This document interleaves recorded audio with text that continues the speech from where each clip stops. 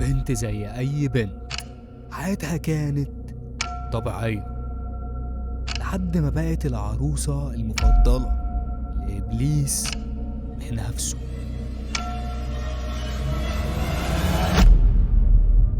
بتتحرك زي الحيوان، بتتكلم لغات عمرها ما سمعتها، وقالت أسامي شياطين مش عارف إيه علاقتهم بيها وإزاي قالتهم أصلا.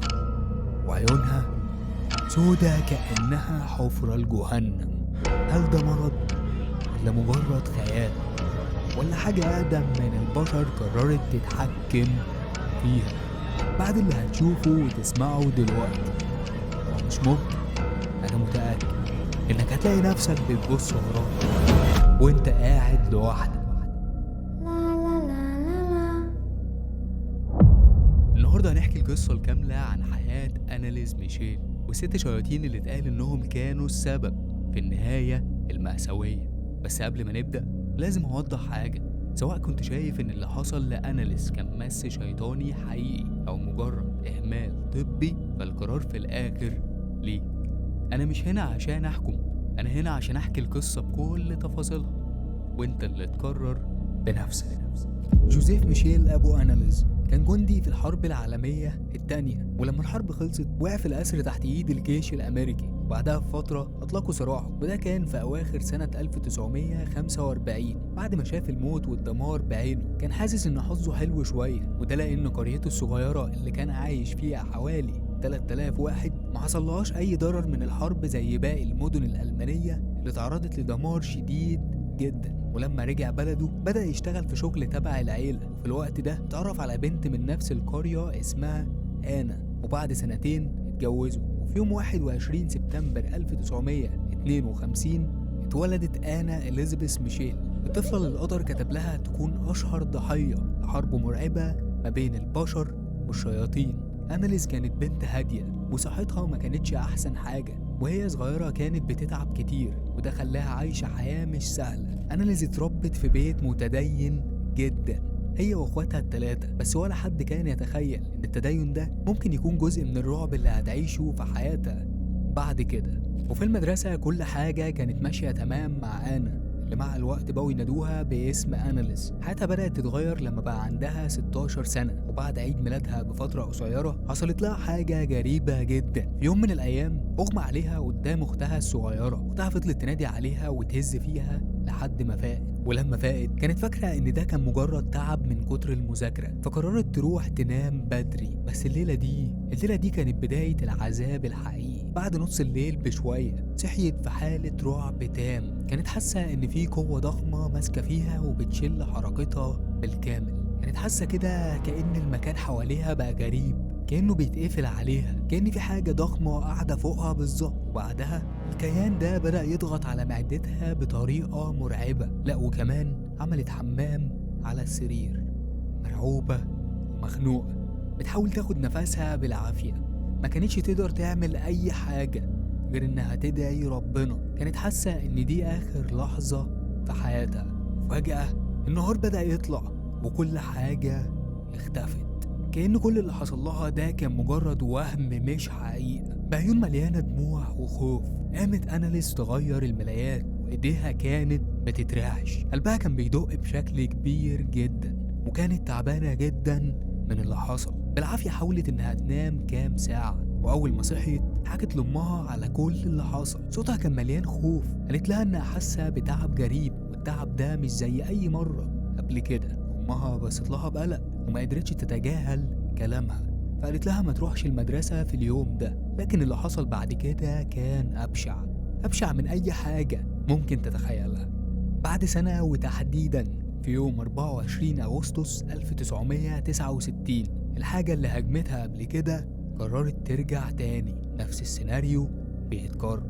في عز النهار أناليز وقعت فجأة على الأرض وأغمى عليها، وبالليل رجعت نفس القوة الغريبة تخنقها من كل ناحية. كانت حاسة بنفس الضغط المهول على جسمها، مش قادرة تتنفس. وللمرة التانية مع طلوع النهار كل حاجة اختفت. تاني يوم لما حكت لأمها عن اللي حصل للمرة التانية، أمها بدأت تقلق جدا لأنها ما كانتش فاهمة إيه اللي بيحصل لبنتها، فقررت تاخدها لدكتور نفسي في العيلة. الراجل ده كان اسمه الدكتور فوجت.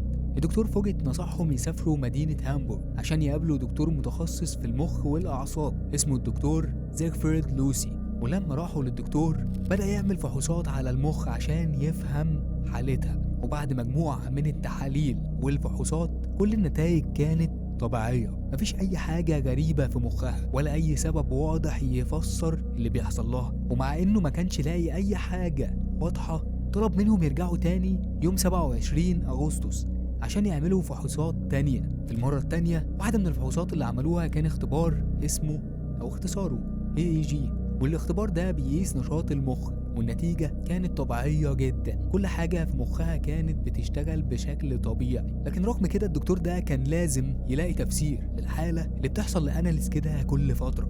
قرر انه يشخصها بمرض الصرع، وبدأ يوصف لها علاج مضاد للتشنجات اسمه انترابيل.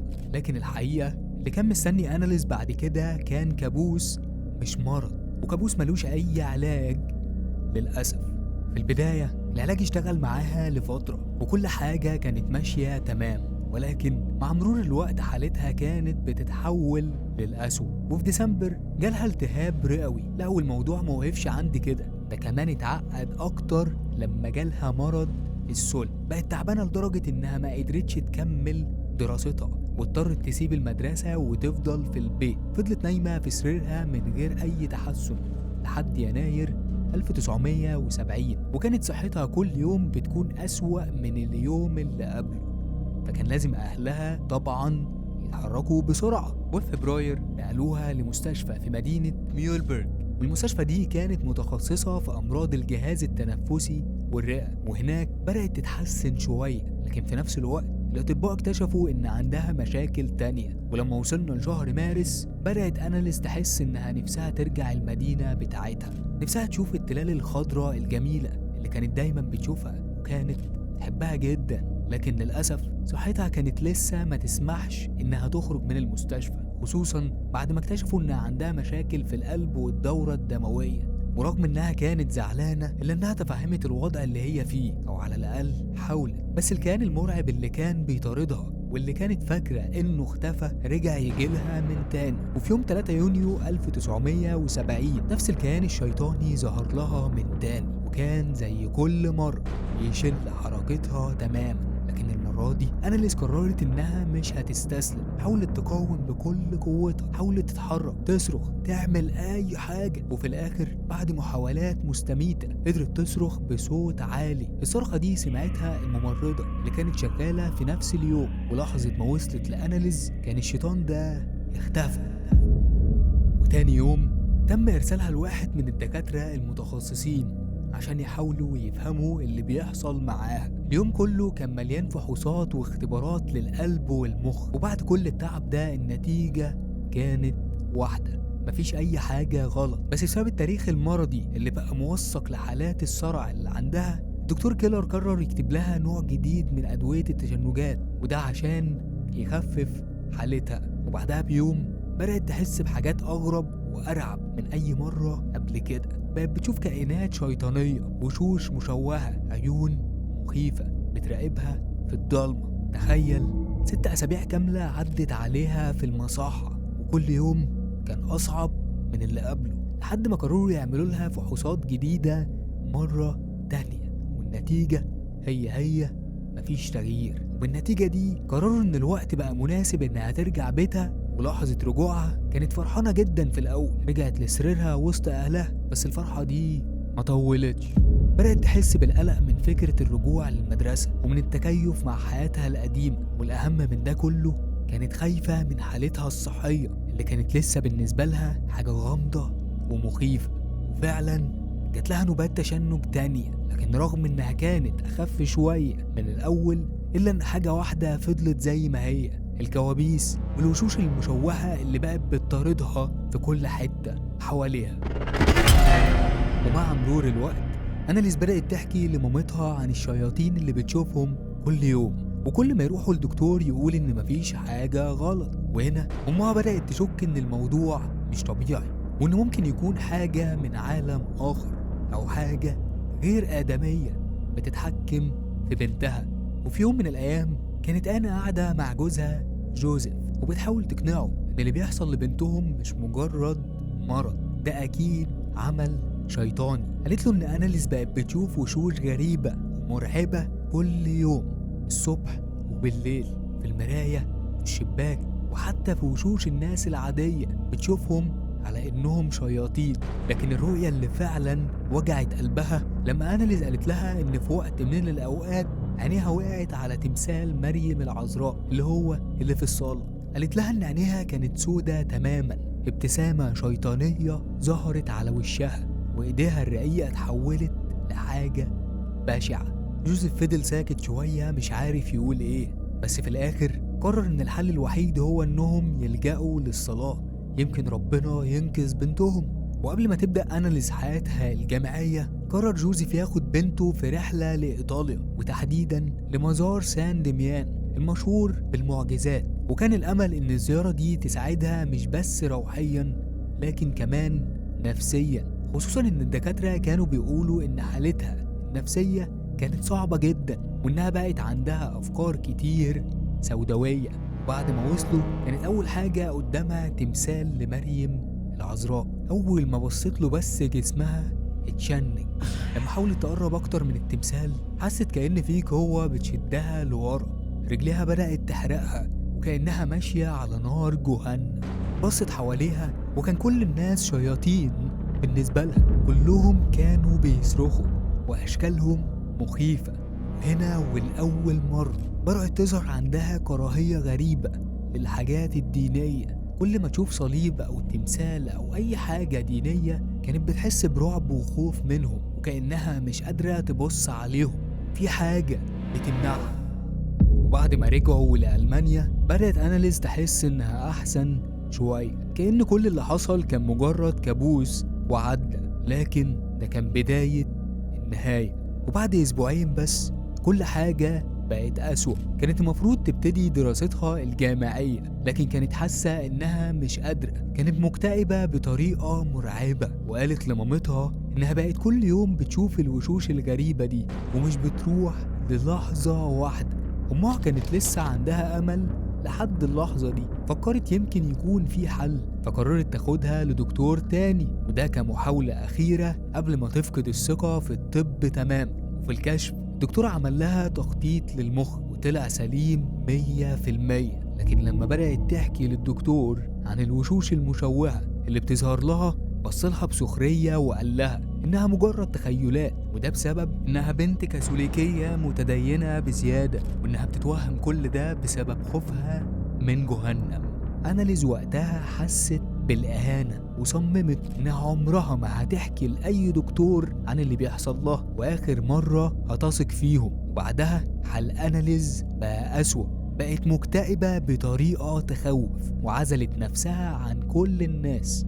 بعدها على طول مامتها بدأت تبعت رسائل للكنيسة عشان تطلب المساعدة، خصوصا للقسيس هيرمان والقسيس ألت. ولما قروا الرسائل بتاعتها كانوا في حالة من الرعب. تخيل قسيس في كنيسة وحاسس الإحساس ده. بس الموضوع ما وقفش لحد هنا. القسيس اللي اسمه ألت بعد ما خلص قراية الكلام اللي كان مكتوب حس فجأة بتعب غريب كأنه مرض ظهر من العدم. بعدها قرر يدخل أوضته عشان يحاول ينام شوية، لكن لما الساعة جت 12 بالليل صحي مفزوع، جسمه كله كان مليان عرق وكأن في حاجة جات له في الحلم أو يمكن في الواقع. الحادثة دي خلت القسيس ألت يقرر إنه لازم يتدخل فورا ولازم يقابل أناليس. بدأ يقابلها على قد ما يقدر، كان بينسق مع مواعيد الجامعة بتاعتها عشان يقدر يتابع حالتها أول بأول. وفي الجامعة قابلت زميل ليها اسمه بيتر ده كان شخص هادي وخجول زيها، وبسرعة جدا بقوا صحاب. وبعدها بفترة قصيرة بيتر حبها جدا، لكن الحب ده أو الفرحة دي ما كملتش. وبعد أسابيع من علاقتهم أناليز قالت له بصوت مليان حزن لازم تسيبني، لما الشياطين ترجع مش هتكون عايزني أصلا. لكن بيتر رفض رفض تام وقال لها إنه مش هيسيبها أبدا مهما حصل. القسيس ألت يوم عن يوم كان بيزيد يقينه إن اللي بيحصل معاها مش طبيعي. وفي يوم من الأيام قرر انه لازم يقابلها في الكنيسة، فحدد ميعاد معاها عشان تروح له. ولما وصلت للكنيسة كان معاها بيتر، ووقتها كان باين عليها التعب جدا. لكن أول ما بدأ القسيس ألت يقرأ عليها كام حاجة كده وشها اتغير تماما، نفسها بقى أهدى. بيتر اللي كان طول الوقت فاكر إن الموضوع مجرد تعب وأوهام كان مصدوم. لأول مرة حس إن في حاجة غريبة بتحصل، حاجة أكبر من مجرد مرض نفسي. بدأ يشك، بدأ يفكر، بدأ يؤمن إن أناليز مش لوحدها، إنها فعلا تحت تأثير حاجة من العالم الآخر. بس اللي ما يعرفوش إن الحاجة دي كانت لسه بتبتدي. ومع مرور الوقت بدأت تفقد وزنها بشكل مخيف، وبقت منعزلة أكتر من أي وقت فات. في يوم من أيام شهر يوليو 1975 مامة أناليز كانت بتتكلم في التليفون مع القسيس ألت، لكن المكالمة دي ما كانتش عادية. ما كانوش عارفين يكملوا كلمتين على بعض، كل شوية يسمعوا صوت صراخ أناليز، لا وكمان بتقول كلام مش مفهوم. القسيس ألت حس إن الموضوع بقى أكبر منه، فقال لمامة أناليز إنه هيحاول يكلمها في وقت تاني. بعد ما قفل معاها كلم القسيس روس، وده عنده خبرة كبيرة جدا في طرد الشياطين. المهم بعدها بكام ساعة اتصل القسيس روس بمامة أناليز.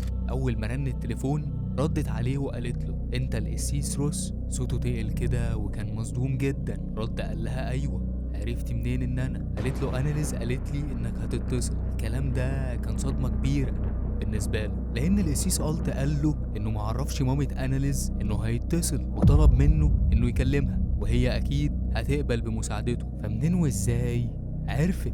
ودي مستحيل تكون صدفة، ده دليل واضح على المعرفة الشيطانية بالغيب.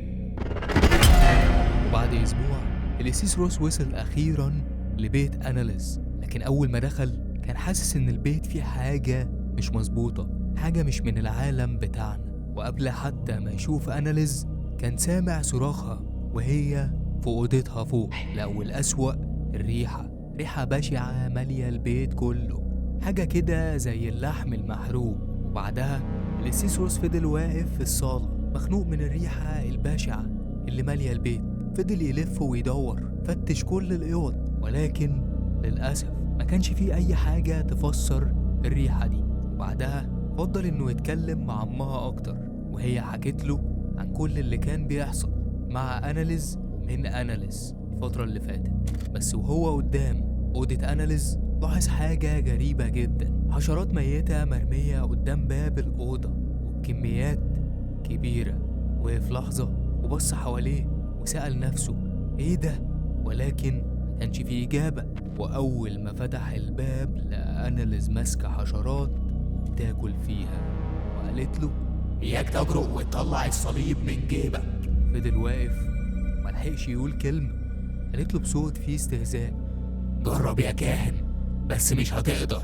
وبعدها على طول انهارت فجأة ودخلت في حالة تشنج شديدة جدا. القسيس وقتها اتأكد ده مش مرض، ده مستحيل يكون مرض، ده إبليس بنفسه. بعد اللي شافه بعينه القسيس روس ما ضيعش ثانية، رفع سماعة التليفون وكلم القسيس ألت. حكى له كل حاجة، كل لحظة رعب عاشها هناك. كان واضح فعلا إن الموضوع خرج عن السيطرة، ومبقاش فيه حل غير جلسات مستمرة لطرد الشياطين. بس المشكلة إن الجلسات دي بتبقى محتاجة موافقة رسمية من الكنيسة، وللأسف الموافقة دي مش بتيجي بسهولة.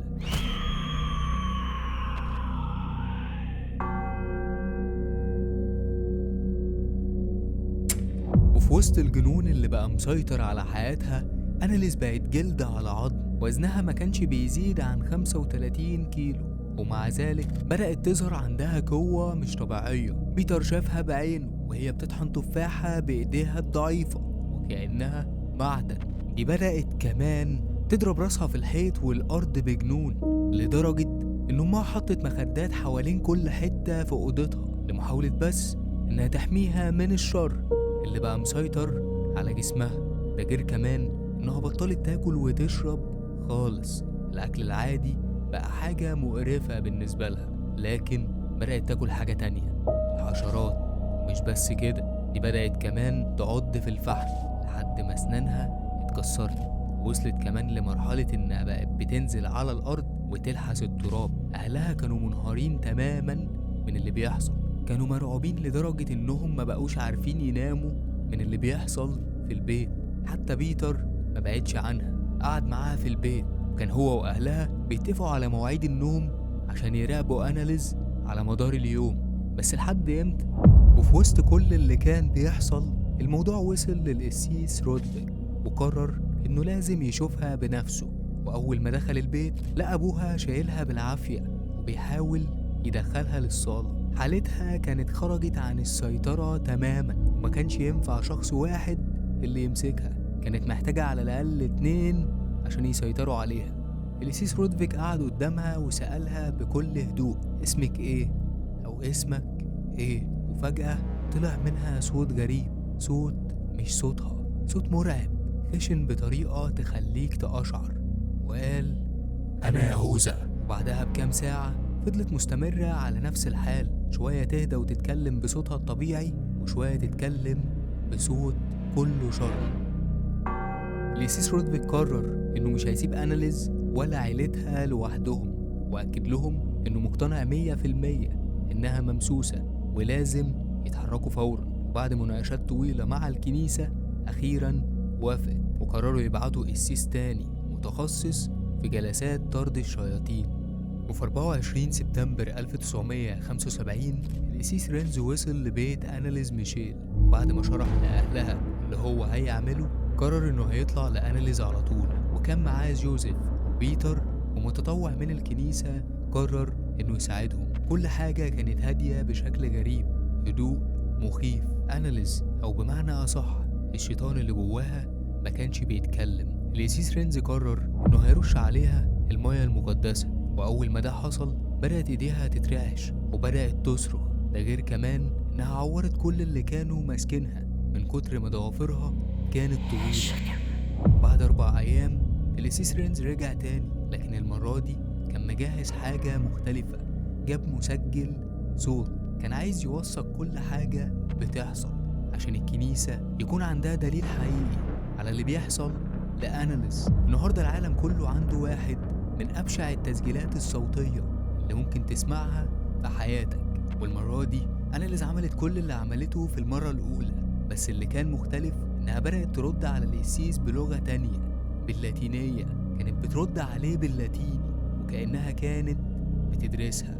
أناليز مرت ب67 جلسة لطرد الشياطين، وفي يوم من آخر أيامها قالت حاجة خلت كل اللي موجودين يحسوا بالرعب الحقيقي. أنا مش لوحدي، مش روح واحدة، مش 2، دول 6 شياطين قبيل.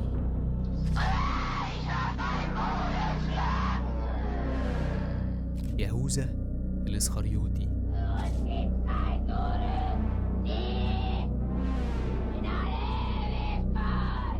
ليجيون.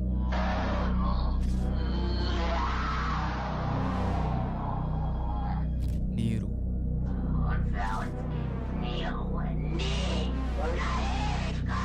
لوسيفر.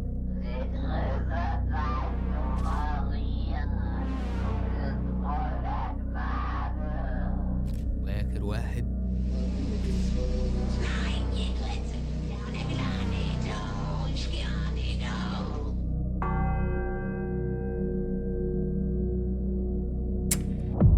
حالة أناليز الصحية انهارت تماما، ما كانتش بتاكل ولا بتشرب، ده غير إن جسمها كان مليان جروح وكدمات، معظمها بسبب أذيتها لنفسها.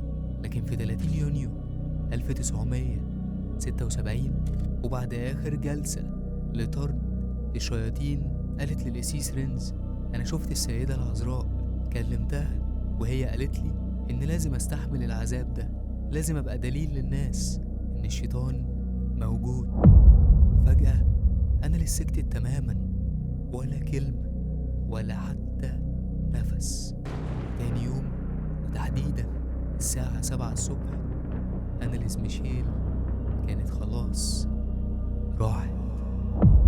بعد وفاة أناليز، الدكتور كيلر كان المسؤول عن تشريح الجثة، وهنا تبدأ المفاجآت الغريبة. التشريح كشف إن أناليز ماتت من الجوع، لكن الأغرب أعضائها الداخلية كانت سليمة تماما. حتى المخ لما اتفحص تحت الميكروسكوب ما ظهرش عليه أي علامات تقول إنه كان فيه مرض، لا ده كان سليم تماما.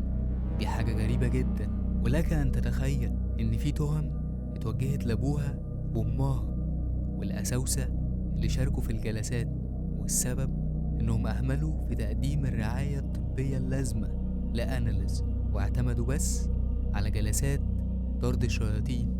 بس طبعا مش دي الحقيقة. تخيل بعد كل المعاناة دي الشيطان ما خرجش، ولكن روحها هي اللي خرجت. وزنها وقت ما ماتت كان 30 كيلو.